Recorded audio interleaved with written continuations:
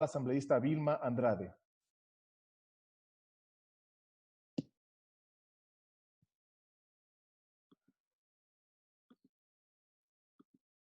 Muchas gracias, señor presidente. No sé si se me escucha. Escuchamos, asambleísta Andrade. Muchas gracias. Buenos días, señor presidente, estimados colegas. Buenos días a los ecuatorianos. Colegas asambleístas, sobre nuestros hombros recae una responsabilidad descomunal, que es procurar darle una salida al pueblo que nos escogió en las urnas ahora que sufre uno de los momentos más duros de su historia.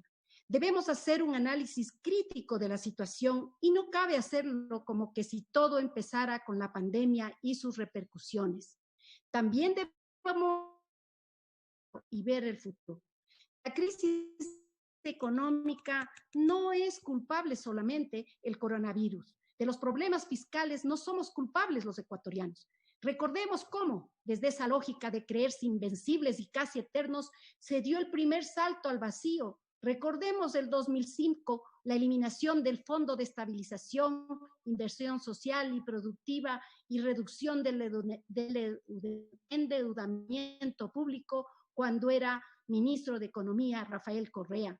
Ni hablar de su gobierno, que además de acabar con los fondos de previsión, las reservas, elevó la deuda pública del país en 13.872 millones en el 2006, en casi 300%, alcanzando la cifra de más de 40.000 millones, por encima del famoso 40% del techo de la deuda. Pero este gobierno ha seguido con la misma política de endeudamiento, la misma que hoy supera los 60.000 millones de dólares. Recordemos que al final del periodo anterior hubo muchísima polémica respecto a la tan mentada deuda consolidada, que no era otra cosa que la intención del gobierno de hacer un bypass con el candado del 40% de la deuda pública, desconociendo la deuda interna, fundamentalmente la deuda del IES. Esto fue fervientemente denunciado, inclusive por el actual gobierno. No obstante, en esta propuesta de ley, el Ejecutivo plantea usar la misma fórmula que antes. En el artículo 30 del presente proyecto de ley, pretende imponer techos presupuestarios y restricciones de manera absolutamente antidemocrática al siguiente gobierno, con medidas que se aplicarían a partir del 2022. O sea, este gobierno no tendrá restricción. Todos sabemos cuán importante ha sido para este régimen pagar a los acreedores internacionales respecto a las urgencias nacionales, como ocurrió con los bonos 2020. Por eso propongo que al fijar el techo se tome en cuenta la deuda interna, es decir, que el techo de la deuda sea la deuda consolidada. Así corregimos la distorsión. Por otro lado, llamo a su atención, colegas asambleístas y a los ecuatorianos, que el proyecto que se nos presenta pretende desconocer los básicos principios constitucionales de un Estado que se organiza en forma de república y se gobierna de manera descentralizada. Este proyecto intenta menoscabar, limitar, interferir la autonomía de los gobiernos autónomos descentralizados, al contrario de lo que deberíamos hacer, fortalecer sus competencias para generar sus propios recursos. Por eso planteo eliminar el segundo inciso del numeral 2 del artículo 6 del proyecto, que modifica el artículo 60 del Código de Finanzas Públicas y otros articulados que los enunciaré más adelante. Lo más grave, lo que se pretendió hacer al respecto a la seguridad social, al ISFA, al ISPOL.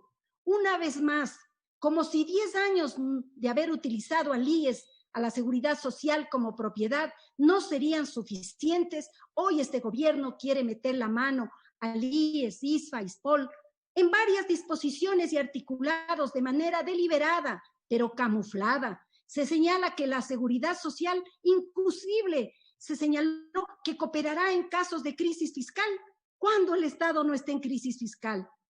Hoy, estimados colegas, levanto mi voz para señalar que tema de los fondos y reservas de la seguridad social no son fondos fiscales y por tanto no pueden ser manejados desde el Ejecutivo a través del Ministerio de Finanzas. Así lo consagra la Constitución y la vamos a hacer respetar y cumplir. La seguridad social es de los afiliados, de los aportantes, de los jubilados, de los pensionistas. Si bien se corrigen los informes, se mantienen más de 23 disposiciones que vulneran la autonomía de la seguridad social. Igualmente, el BIES no puede estar en manos del gobierno. El BIES debe estar técnicamente administrada, tal como lo establece la Constitución, para todos los organismos de la seguridad social. Por supuesto que hay que pensar en las inversiones del BIES, pero guardando parámetros de seguridad, rentabilidad y liquidez. No se puede seguir privilegiando los créditos especulativos que no ayudan a la generación de empleos. Solo la generación de empleo hará que haya más afiliados y, por tanto, sostenibilidad, sustentabilidad de la seguridad social como se garantizan en la Constitución. Colegas asambleístas y ecuatorianos que me escuchan, solo basta mirar las cifras de la pandemia.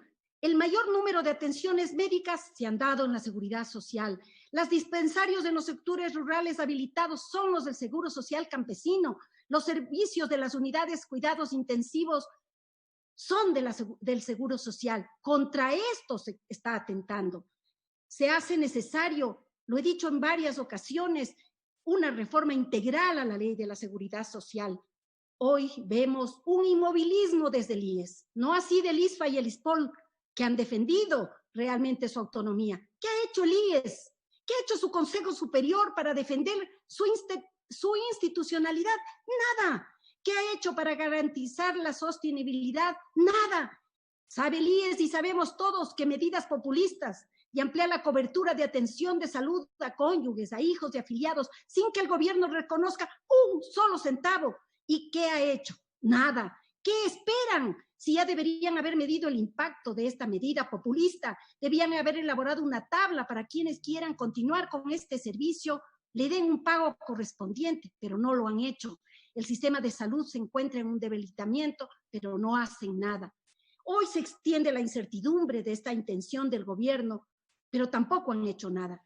Yo pido, por lo tanto, señor presidente, eliminar la mención del IES en varios artículos. Artículo 2, literal C, artículo 4, artículo 6, numeral 2, artículo 7, artículo 12, artículo 26, 39, 40, 44. Propongo, por tanto, las siguientes disposiciones generales.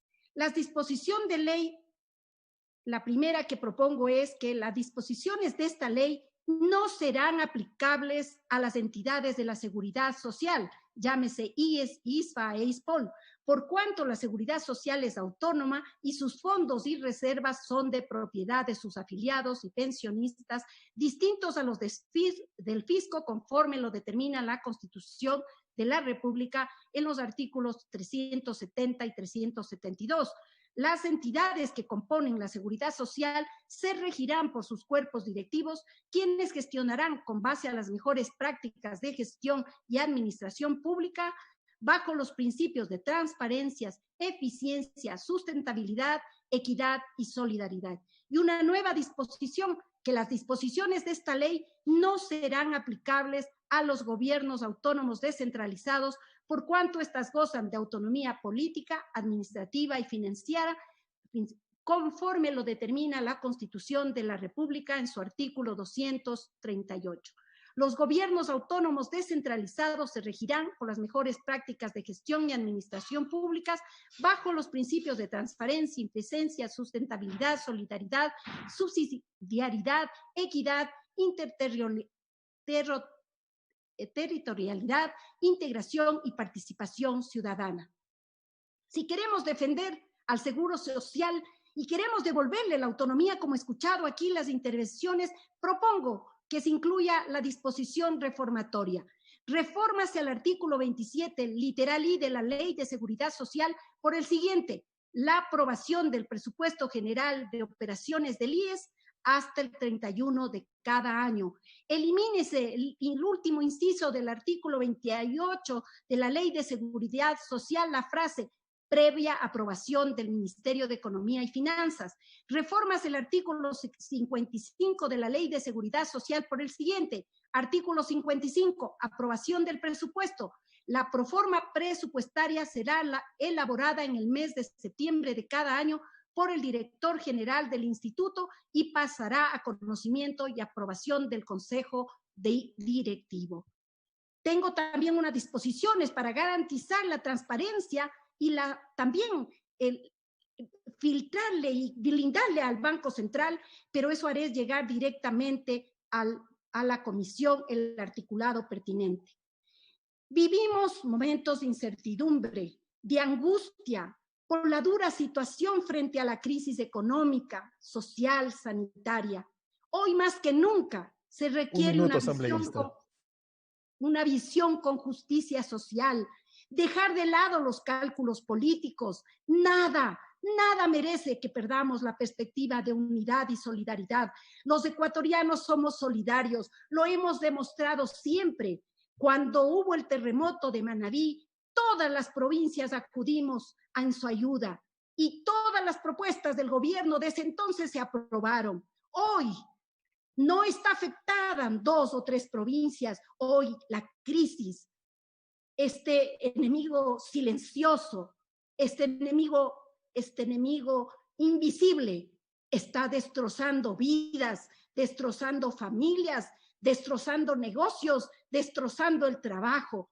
Por eso solamente pido a ustedes que hagamos nuestras reflexiones, hagamos nuestras propuestas enmarcadas en el valor más indispensable que hoy requiere el Ecuador, que es la solidaridad.